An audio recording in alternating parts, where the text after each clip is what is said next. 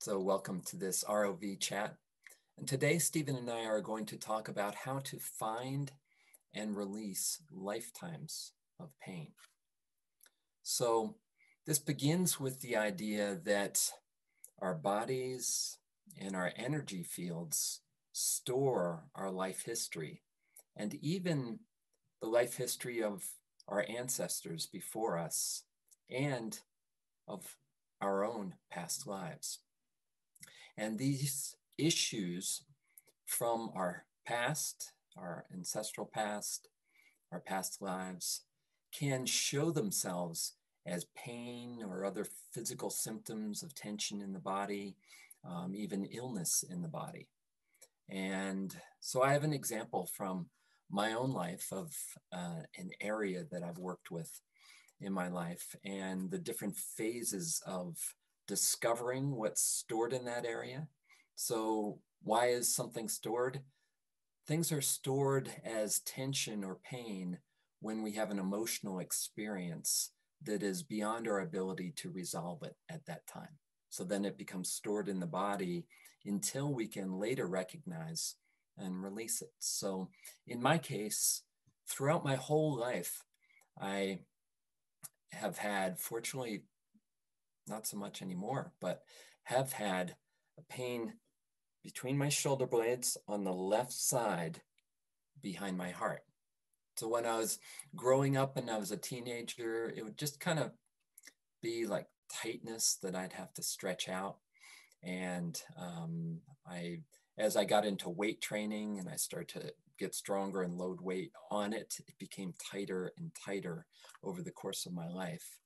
And at some point in the 1990s, I had an episode where pain just shot from that area through my whole shoulder and bent me over like this.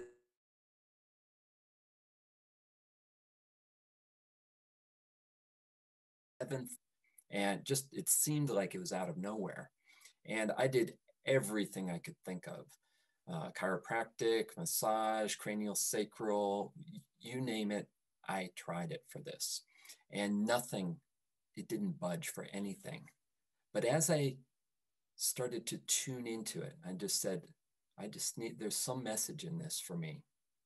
As I started to tune into it and feel into it and ask this area, what is going on? I got this message that it had to do with that I had lost faith in the work that I was here to do, in my ability to do the work I was here to do. I had lost my confidence and my faith, and I'd become very disappointed in myself and in the thought that I guess I'm just not going to be able to do what I'm here to do. So when I realized that, I really refocused on my work and I brought a renewed energy to it and I engaged with it in a new way. And almost from the moment I had that realization, the pain started to ease. Just within a day after that, after 7 weeks of no change whatsoever, just having that realization started to ease that pain. But I still had this area, this issue. It didn't completely resolve the issue. So in 2004, I was in China on a Qigong meditation and Tui Na training program. And my roommate and I went to the White Cloud Temple Medical Center in Beijing. And I had a consultation with the Qigong doctor there. And he read my pulses, as they do in traditional Chinese medicine, which is amazing how they do that. He didn't speak any English whatsoever. So all he could do was physically assess me or energetically assess me with the pulses. And after assessing me, he pulled a card out of his desk that had a list of words in Chinese and then translated in English. And he pointed to this one word and he said, here, this, just nodded. And I looked at what the word was. And the word was melancholy. And that word just struck me as so profound that was what was stored in this place behind my heart, in between my shoulder blades, was this melancholy. And as I started to inquire about, well, what does that mean? I was led back to the time when I was about 11 or 12 years old, when my parents separated. And the feeling I had at that moment was that life was just falling apart, that everything was falling apart, and I didn't know what to do to hold it together. And that, as I had that realization and I started to just be aware of that, there was like another layer that was peeled off of that pain and that tightness in my back. And in subsequent years, as I've worked with this again and again with different internal processes, I was taken back to a time in a previous life, which I've now come to know that was with you, Stephen, and where we were faced with, we were in Tibet, and we were monks, and we were fleeing from the Chinese invasion, and I was wounded through my back right in that place, and died there. And that I was taken. And so when I had that realization, again, it was like another layer lifted, and I felt even lighter in that area. And then I was taken back to a life immediately before that, into this earthquake in Tokyo in 1923 that killed, like, oh, I don't know, over 100,000 people. It was just catastrophic. And in that earthquake, I was just helping as many people as I could with healing. And I felt like I just couldn't do enough. There was just too much to do, and it was overwhelming. And again, it was that feeling like of deep sadness and deep melancholy, that the world is, there's just so much going on, so much overwhelm, and I can't possibly do enough to keep it together, to hold it together. And somehow this tension in my back is related to that idea of holding things together and being feeling overly responsible and taking too much on, or feeling like it's my responsibility or my fault. And again, as I realized that, another layer of lightness came into this area between my shoulder blades. And as I've continued to work with it, these days it's pretty much resolved. And now I'm 59. It took, probably over 50 years of my life to start to unravel that. And so, Stephen, I know you have a story that you'd like to share about a woman that you worked with that had kind of a similar area of issue behind her heart.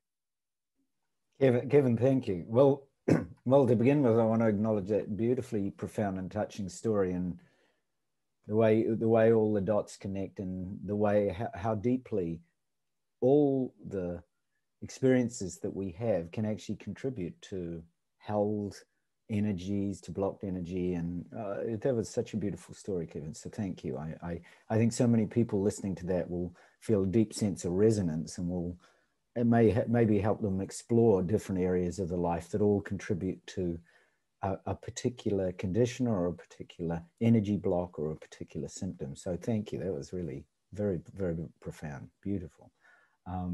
So the story I've got to relate, yes, relates to a young woman who had a similar concern. And I'll just give a little bit of background first. Over the years, I've worked with biofields with people, and as Kevin said, I very much consider the biofield to be like a map, and it's an energetic field that actually gets mapped out in the electromagnetic field surrounding your body. So the experiences we have, and whatever programs we're running in our mind, and all the ways that we interpret life tend to create electric and energetic patterns and physical patterns that our systems get stuck in. So as a result, just as Kevin was relating so beautifully, we end up stuck in lots of different areas of our life. So it could be related to physical health, We might feel stuck in our jobs or careers. We might feel stuck in our sense of purpose, like you were saying, Kevin, you know, not connecting to it in the same way. We might feel stuck in our relationships, our finances. There's all these areas where a pattern in our life then shows up as a pattern in our energy field. And of course we want to liberate it. You know, most of our drive in life is to be free, right? To feel this sense of freedom and allowing and openness and surrender and clarity and love in a way that's unobstructed. So when we want to liberate ourselves from these kinds of patterns that we've been stuck in, so that we can find this greater sense of freedom. And when we work on the biofield, on the electromagnetic field surrounding our body, we, just as Kevin's found, we find a direct way to access and shift those patterns and thereby redirect the entire flow of energy in our system. So I had a direct example of this with a young woman that I was friends with in Sydney, Australia some years ago. And we'll call her Tina, just so that it helps in the story. So anyway, Tina was a friend of mine. I was working in Centrepoint in Sydney. So it's a nice complex. And I was a lecturer in a business school. And Tina was one of the, I think she was a business student at the time. She was, but anyway, she happened to be there, and she attended classes, and she knew a little bit about the energy work I was doing, because at the time I'd trained to be a Reiki master. I had a lot of Reiki students, and I was training people in Reiki at that point in my life too, and doing clinical trials in Reiki. So she was quite intrigued, and she came to me one day and just sat down. It was at the end of the class, and the other classes were still going, but we were just there in the classroom, and she had an opportunity to speak. And she said, look, I've been really interested. I know you do energy work. I just wanted to tell you this story. And maybe you can help me, or at least direct me to somebody who can assist me with this pain I've got. And I said, yeah, sure. And she said, it's kind of getting debilitating. She said, when I was young, I was a teenager, and, you know, like you get these part-time jobs where you help out in factories and things. So she said, I got a job moving ice cream cartons. She said, you know how big they are. They're about this big, and they've got lots of, you know, Haagen-Dazs ice cream in, or whatever it was. And so all I had to do the whole entire day was pick these ice cream cartons up and take them from one end of the factory to the other. So that was, she said, I didn't have to do it very far, but it was a bit of an effort. She said, I noticed over time I got this kind of pain right in the back of my heart. And she said, I couldn't, you know, it didn't make much sense. I was pretty young. I was really fit, and she was a fit woman. She did a lot of, you know, swimming and athletics and so on. So she said, so it doesn't make any sense to me. And she said, but it's got worse. She said, since then, I was about 15. And since then, she must have been, you know, like, mid-20s by this stage. She said, now I'm just, it's like getting debilitated. And I'm thinking to myself, oh my goodness, am I going to, you know, be really, really debilitated before I reach, you know, sort of midlife? Is there anything you can do? So I said, well, look, let's sit down. And I talked to her about the biofield in the same way as I just did here. And I said, look, around the heart chakra, particularly, the heart chakra emanates an electromagnetic field. And we know that the heart itself generates a energy field many, many times larger than even the brain, for example. And she said, yeah, I get that. And I said, so energy can easily be blocked in the right side, the left side, behind, and so on. Where is it? Oh, she said, it's definitely behind. I said, oh, good. Okay. Well, you know, let's go into, can you relate to me times? So, but like what you said, Kevin, you know, she started to explore with me in her mind the times from when she was a teenager, and then maybe earlier childhood, but she couldn't find anything there. So just sort of out of the blue, I said, well, okay, I said, I'm just going to put you into kind of a trance, just count down. I'm going to let go, sink into and we'll just go back to before you were born, see if you can connect with anything there. Well, so she was just sitting there like, you know, just pretty relaxed. And then suddenly her body went rigid. And she said, oh, I can see a time. And, you know, I can feel it now. I've got chills in my back because I can remember how vivid it was. It was like she changed, Kevin, like her whole everything, her energy field, I could see it. I mean, I can see people's energy fields and auras, and I could see her whole field go rigid. Like there was this, it was incredible. And there was this energy in the room, like almost as if we were being visited by a whole another time and place. And she said, I'm an Indigenous person and I'm running away and I'm running away. And then she said, and she started to cry and she said, oh, there's somebody chasing me. She said, oh, and then as she was doing that, I was working with her field because I could see it. I could see this incredible like blackness or block in the rear.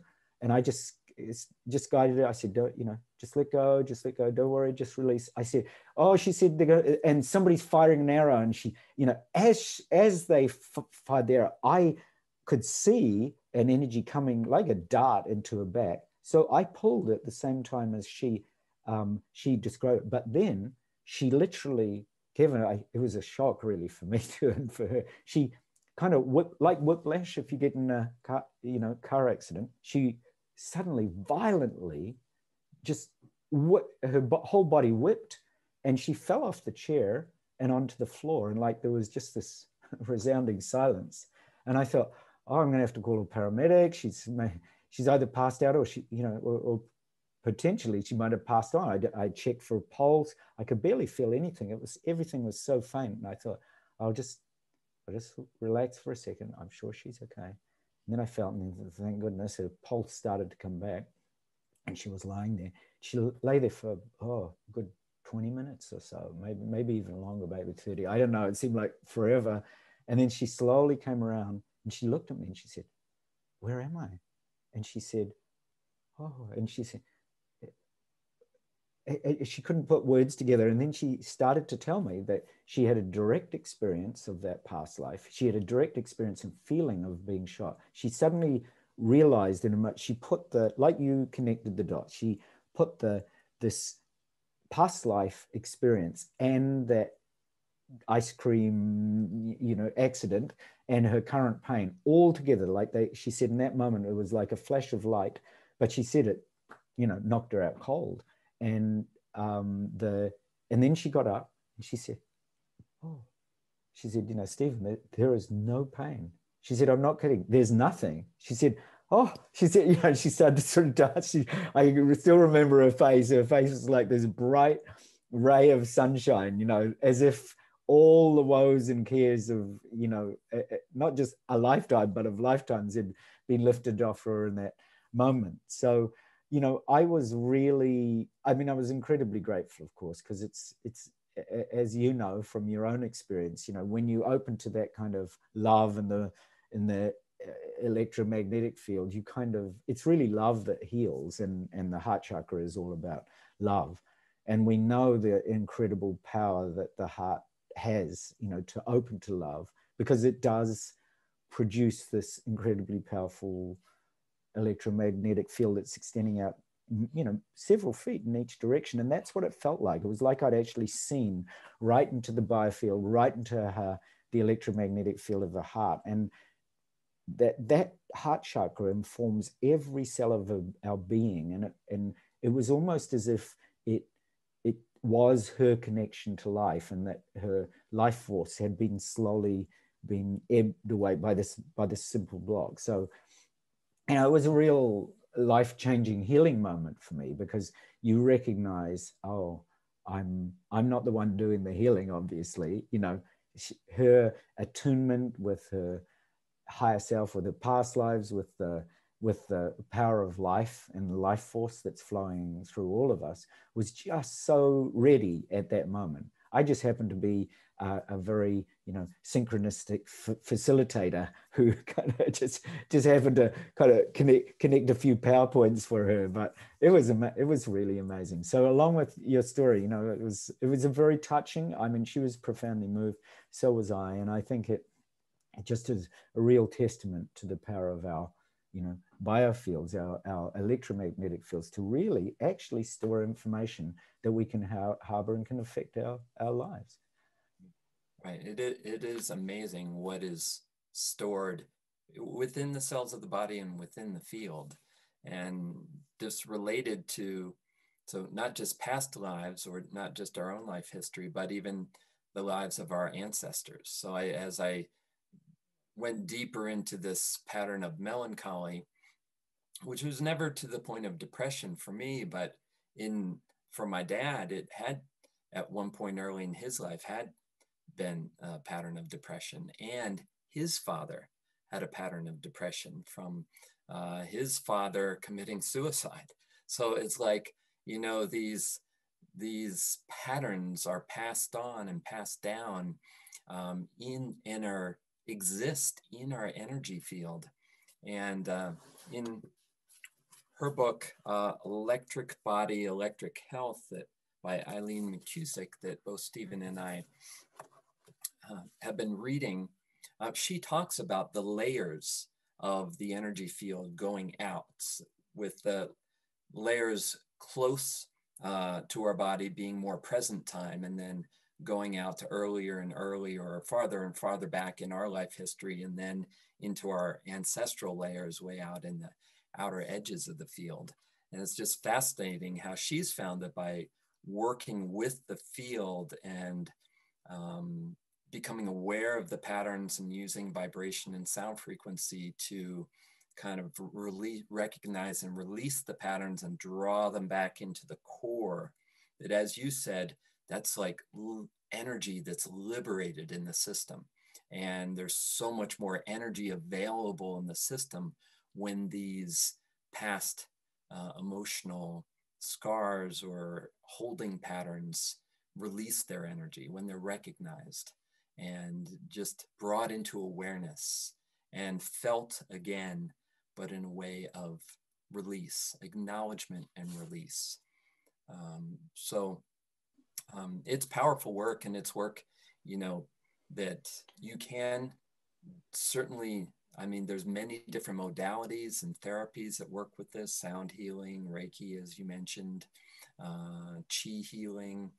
There's all kinds of modalities that can access this, and you can access your own field by learning to tune inward and interocept your inner sensations and become aware of the sensations within your body, within your field, and just inquire about, oh, what's this pain about? What's this tension about? And so that's something that we work a lot with in the subtle energy meditation course that we teach, about teaching people to tune inward and just approach pain and tension and raw emotion in the body with a kind, gentle, accepting attention that starts the healing process, starts the process of allowing things into awareness, welcoming, challenging experiences into awareness, accepting them, holding them gently, and just allowing that natural healing process to occur. Yeah, Kevin, you know, it's as you're speaking about that in the healing process, you mentioned that that pain was on the left-hand side of your heart. Yeah, left side of my spine, just Right. behind. Right, because it's interesting when you look at the biofield, because one thing Eileen's found, and also in a lot of the studies I'd done with different healers, that we tend to store different information in the field on the left side as opposed to the right side. So, for example, the left side of the heart holds unprocessed sadness, depression, grief, that's often been passed down through generational and ancestral channels. So it's amazing you mentioned exactly that, and particularly if there's been depression in those field or in those generations, then that there's a lot of stuck energy on the left-hand side, whereas the right-hand side is more due to imbalances that are related to caretaking, or over accommodating, or trying to put other people's needs before our own, or not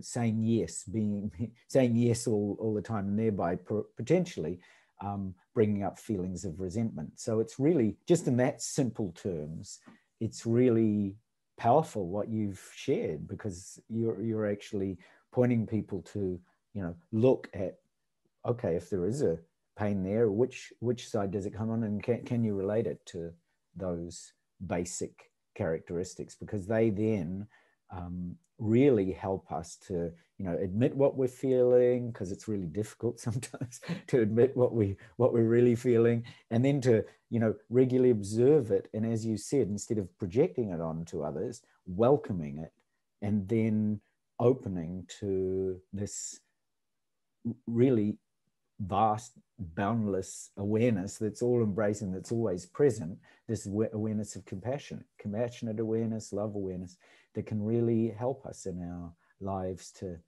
work with that. So yeah, that was wonderful. I think your story with just so many of the elements, plus the precision of you identifying it in particular parts, and the way that also relates to the work that Eileen's done. She points out that about the left-hand side.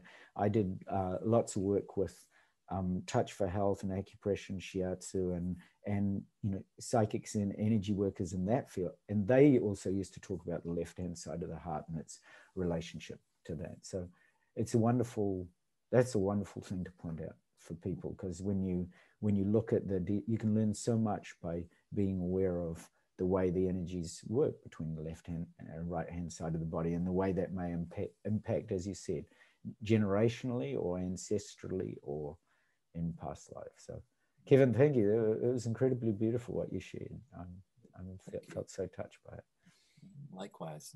Thank you for this chat. It's a powerful subject, and something that, if you'd like to investigate this more, certainly Eileen McCusick's book, The Electric Body, Electric Health, a wonderful resource. Also this book, Pathways of Chi by Matthew Swigert. He talks about how each meridian in the body relates to specific mental, emotional issues. And that's so another way to map the body emotionally. And then, of course, we like to point out this book by two people you may be familiar with who are talking to you right now. And in our subtle energy meditation course, in our book, Raising Our Vibration, we really hope to share the inner skills of turning inward and tuning into the body, the heart, the mind, and the energy field to learn about who we are and the path of healing within, and then how that relates to our path of meaning, purpose, and service in the world. So we do that through the means of subtle energy meditation. And I want to thank you, Stephen, for joining me on that path and sharing that with everyone here. It's a wonderful honor always, Kevin. Incredibly, deeply grateful to you. Likewise, thank you. And thank you all for watching, and thank you for your practice.